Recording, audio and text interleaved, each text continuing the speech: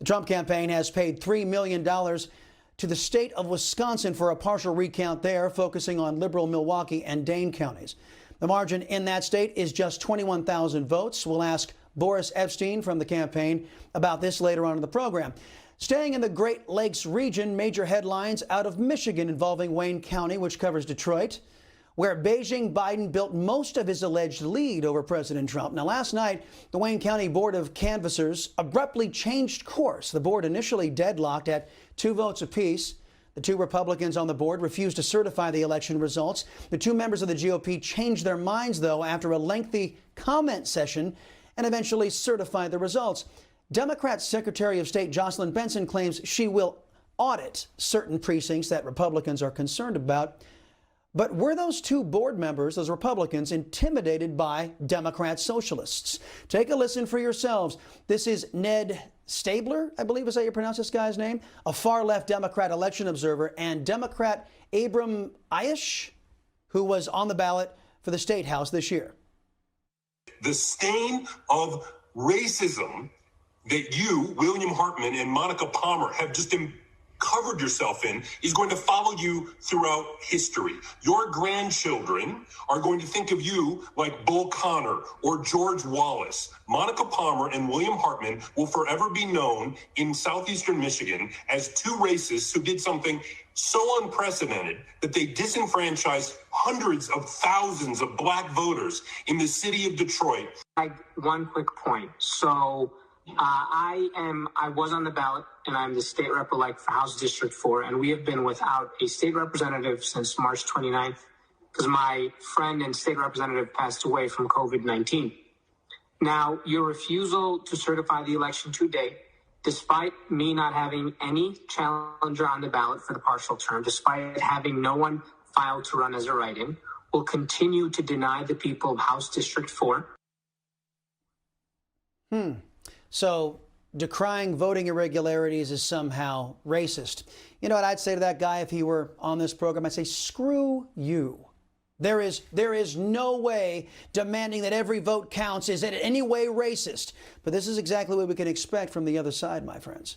Disingenuous bullying. And it's sad they had to deal with that up in Michigan. For more on this, we're joined by Kyle Olson. He's a Michigan-based reporter from Breitbart News. Always good to see you, Kyle.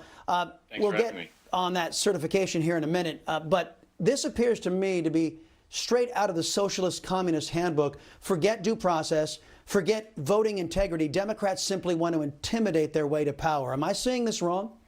No, it really was shocking. I watched all of the public comment period earlier today, and it was amazing to me to see the amount of personal attacks. It had nothing to do with policy. It had nothing to do with arguing about, whether or not this should be certified. It was personal attack after personal attack, just withering attacks against these 2 members of the Board of Canvassers. And it was, your descendants are going to be ashamed of you, and your children are going to be ashamed of you. It was just, I had never seen anything like it. And so it was, attack after attack. And then lo and behold, the 2 Republican members of the Board of Canvassers decide to change their votes and certify the results. Oh, my goodness. Folks, I'm going to put something up on the screen so everybody at home can see this. The board's votes, this comes from Detroit News, by the way. The board's votes came after absentee ballot poll books at 70% of Detroit's 134 absentee counting boards were found to be out of balance without explanation. So this is exactly what those canvassers were upset was irregularities like this that are plaguing throughout Michigan. Were they certifying, Kyle, in your opinion, voter fraud there in Michigan? Well, I think there's no question about it. And you have this 100-plus observers who filed affidavits, who said, there were ballots showing up in the middle of the night. There was one observer who said there were stacks of ballots that were being counted multiple times. There was one person said a ballot, she watched ballots being counted 8 times. And so suddenly 50 ballots would go to 400. There was just, accusation after accusation from these affidavits, which is significant because it's not just someone, on a talk radio show or whatever making some claim. It's an affidavit that is, punishable by perjury charges. So that's significant. And so you had all of this evidence sitting before the Wayne County Board of Canvassers, and those two Republicans initially said, yes, this is concerning. We need to look into this. And then this just barrage of personal attacks occurred, and they said, oh, well, you know what, we'll certify it, we'll pass it up to the state, our job is done. Yeah, that's all you can look forward to when liberals dominate your government, or when liberals dominate the conversation, is threats, intimidation, and coercion. What is the biggest red flag you had, Kyle, in Michigan as far as the vote was concerned?